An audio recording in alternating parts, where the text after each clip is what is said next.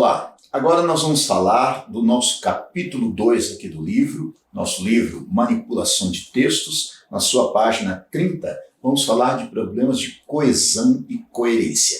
Primeiramente, vamos tratar da questão de textualidade, em que consiste o texto. O texto se processa de acordo com algumas normas e o nosso conhecimento linguístico nos prepara para captarmos o máximo possível, já que é muito difícil e praticamente impossível absorvermos a totalidade da compreensão do texto.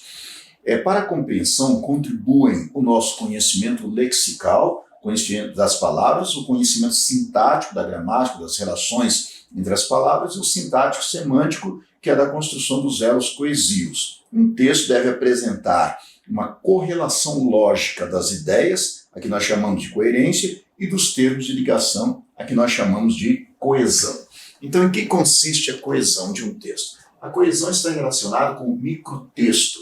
A coesão está diretamente ligada aos elementos de conexão, os elementos que amarram as palavras. Naturalmente, quando você fala alguma coisa, você precisa dos elementos de conexão. Por exemplo, você não vai dizer nunca assim, pai, menino, vizinho, casa.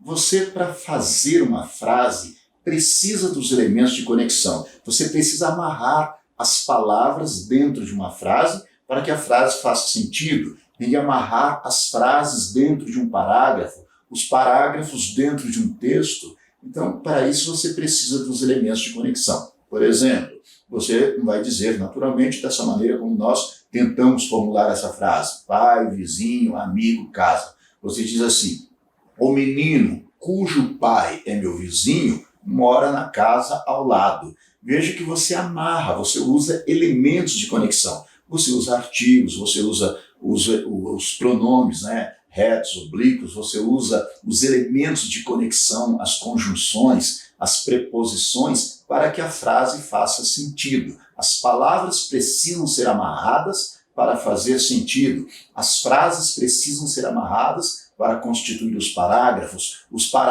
precisam ser amarrados para que constituam um texto. Então, trabalhar um texto é preocupar-se com os elementos de conexão, que nós chamamos de coesão.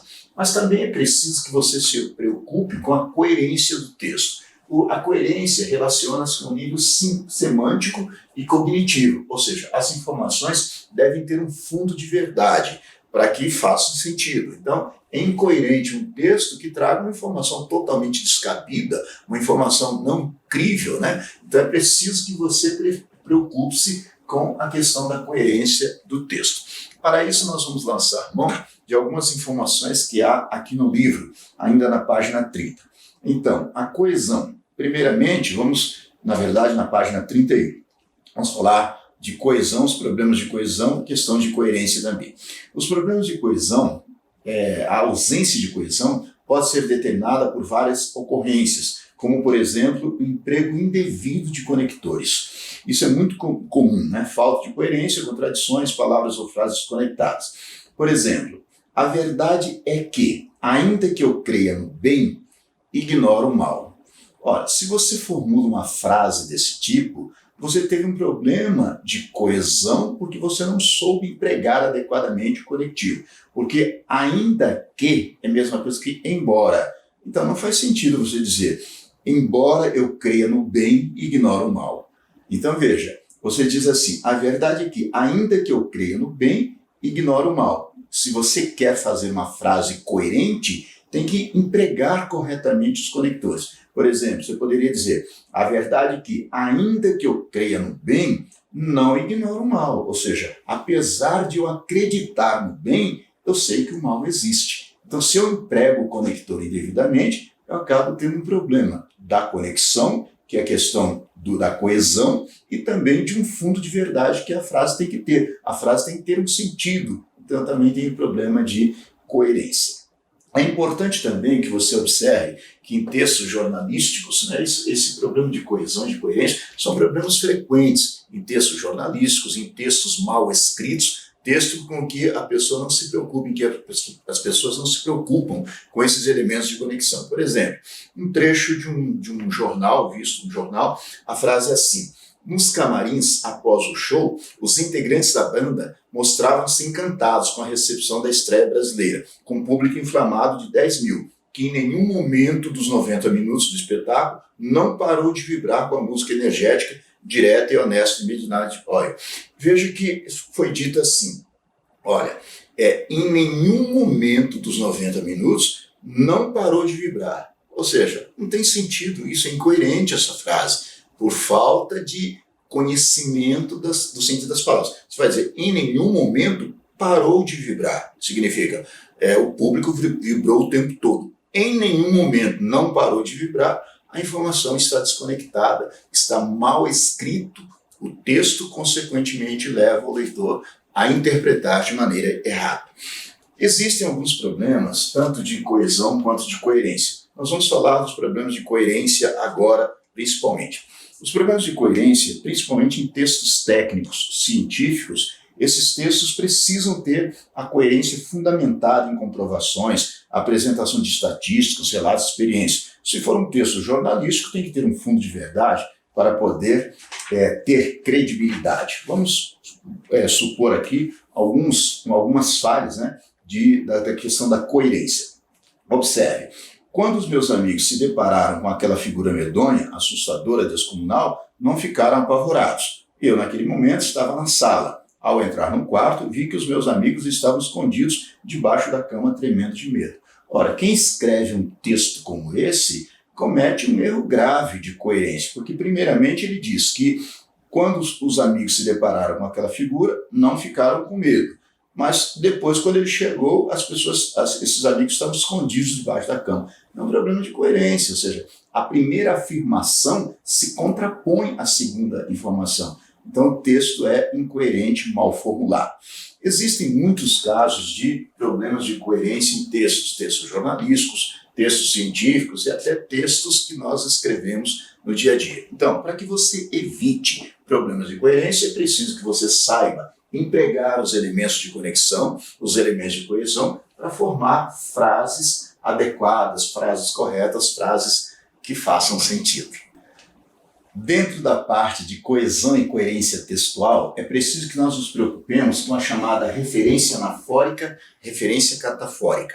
Referência anafórica remete a tudo que está para trás, anáfora para trás. Catafórica é aquilo que está à frente, catáfora para a frente. Então, a referência anafórica é retomada de termo anterior e a referência catafórica é retomada de termo que venha depois de termo posterior.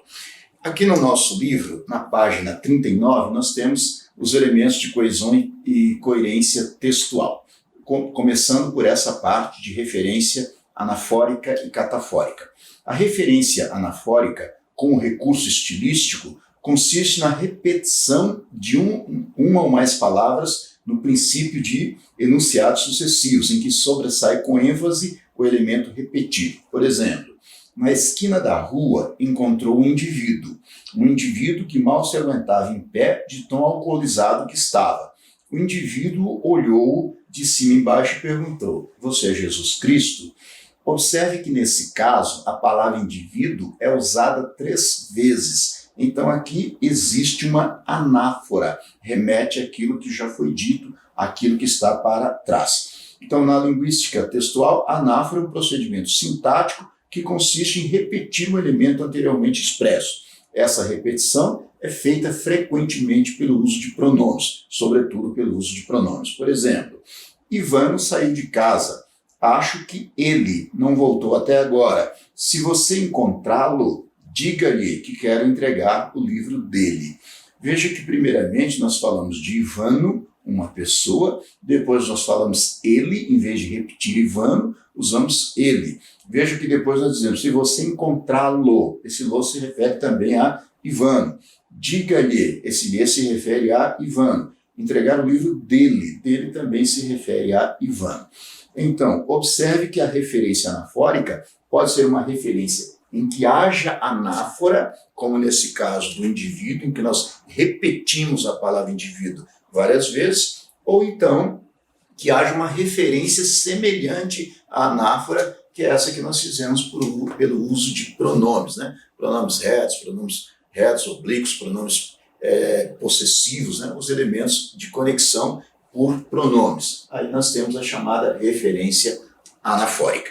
A referência catafórica, por sua vez, diz respeito àquilo que ainda está para ser dito, aquilo que está à frente. Informação que nós temos aí na página 40, a referência catafórica. Então, catáfora ocorre quando um termo se refere a outro que vem à frente e lhe dá, a partir deste, o seu sentido estrito, rigoroso. Por exemplo, não esperava por esta. Tristão veio pedir-me que lhe sirva de padrinho ao casamento. Eu não esperava por esta. Eu não tinha dito o que era. Ainda vou dizer o que é. Por isso, a referência àquilo que ainda vai ser dito, referência catafórica. Pelo exemplo, constata-se que o termo esta antecipa algo que ainda vai ser mencionado. O fato de Tristão vir pedir-me, que lhe sirva de padrinho ao casamento. Outra frase aqui. Estava na sala de jantar e entre todos da família, aquele sujeito antipático de quem ninguém gostava. Estava na sala de jantar, veja que não há uma referência diretamente a estava. Só mais à frente que nós vamos saber quem é que estava, aquele sujeito antipático. Então a referência catafórica pode ser uma referência em que haja uma catáfora, como nesse caso, não esperava por esta, ou uma referência semelhante a uma catáfora, como nesse caso de estava na sala de jantar e entre todos da família aquele sujeito antipático.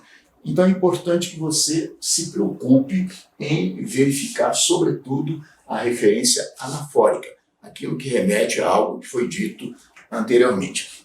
É importante que você observe que é desaconselhável usar a palavra mesmo como referência anafórica. Isso é muito comum, comuníssimo. Por exemplo, João saiu de casa, o mesmo ainda não voltou. Isso é completamente descabido. Para isso existem os pronomes retos, oblíquos, os pronomes relativos, os demonstrativos. Então, em vez de você dizer o mesmo, use ele. João saiu de casa, ele ainda não voltou até agora. Se você encontrá-lo, entregue-lhe. E não se você encontrar o mesmo, entregue ao mesmo este lápis. Evite o uso da palavra mesmo para retomar termos antecedentes. Então, como elemento anafórico, não use a palavra mesmo.